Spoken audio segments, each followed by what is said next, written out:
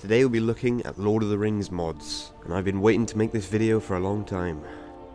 So ever since the Middle-earth role-playing project was shut down by Warner Brothers, it's been quite depressing for Lord of the Rings fans when it comes to Skyrim. We would have had a full Lord of the Rings game, but we were denied. But luckily for us, there are more modders out there, and they've made more Lord of the Rings mods for us to enjoy. Most of these are ones I've used in my Smeagol Plays Let's Play series, in which a friend of mine who does an incredible Smeagol impression played through the game using some Lord of the Rings mods. And in front of you now is the full playlist link if you want to watch it all the way through. It's not very long, it's only about 5 episodes, but if you are a Lord of the Rings fan, I'd highly recommend to watch this series. So yeah, now on to the mods. So the first one I'm going to talk about is Wars of the Third Era, which is basically a massive overhaul that adds, well, everything: new enemies, new weapons, armour, and companions, which I won't show you in this. I want to leave it for you to discover, because it's rather exciting when you find them for the first time. You could see this in the series during the time when Smeagol starts fighting some Uruk-hai. Uruk-hai! Yes. Yes. Yes, precious. And they were the Uruk-hai from this mod. And yeah, they are actually pretty tough and hard to beat, and there's camps all around, and there's Saruman's tower, all of stuff you can find yourself. I'm not going to spoil the whole mod for you straight away. So yeah, I'd highly recommend downloading this mod, and make sure that you download the base version as well as the balanced version if you want to run it, otherwise you might get some missing textures like this. Now the next mod was the main focus in the Smeagol series, and that's the mod The One Ring. So you can find the ring by default in High Hrothgar, and as you can see, when you actually put it on, you become invisible, and not only that, but your health, magicka and stamina all start draining away, so you have to use it sparingly. And I thought the visual effects on this mod were the best, and I especially like the fact that you can actually hear Sauron's voice calling you like he does in the film, and it's a very cool effect, as you can see. So yeah, that's probably the best ring mod out there.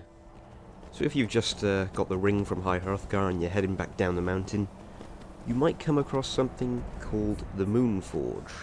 And this is of course the Lotr weapons collection. So as you can guess, this mod adds lots of cool weapons from the Lord of the Rings universe. It's a brilliant mod that adds everything from Frodo's sword Sting to Sauron's mace. But my favourite out of all of these is by far Gandalf's sword Glamdring. And it comes in 3 versions, which is polished, ancient, and regular, so you can kind of choose the way you want it to look, which I really like. And then you have Legolas's bow, which is aptly named the Elven Longbow, and many others.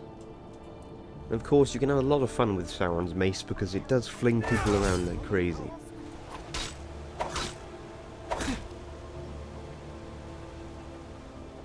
So the next mod is Lotr Weathertop. Now this adds Weathertop from the first film, or Amon Hen if you want to call it that. Yes, I absolutely love this mod, and I love the fact that the modder added a torch and a sword on the floor where Aragorn was fighting. I find that a nice touch. And yeah, it's probably my favourite location mod. Now another mod by the same author is called Amon Hen, which is another location from the first film, so you can reenact those scenes to your heart's content. Again, it's done by the same modder and it's just as good as the last.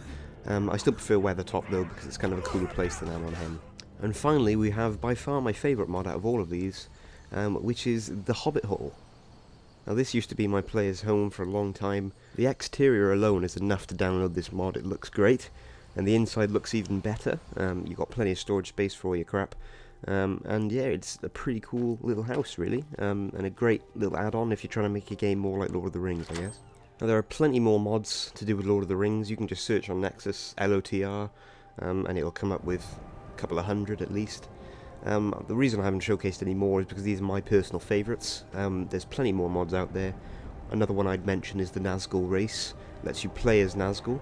There's a really cool Mines of Moria mod, and one of my new favourite ones is the Gandalf staff. So yeah, that's about it for this video. I hope you found some mods that you didn't know existed, and now are very excited about. And I will more than likely do another one of these videos on Lord of the Rings mods, because there's so many, but I'll do it in a few months' time after the next Hobbit film is out and it's inspired more mods. Actually, that'll be a Hobbit collection video. Yeah, well, look forward to that in the future anyway.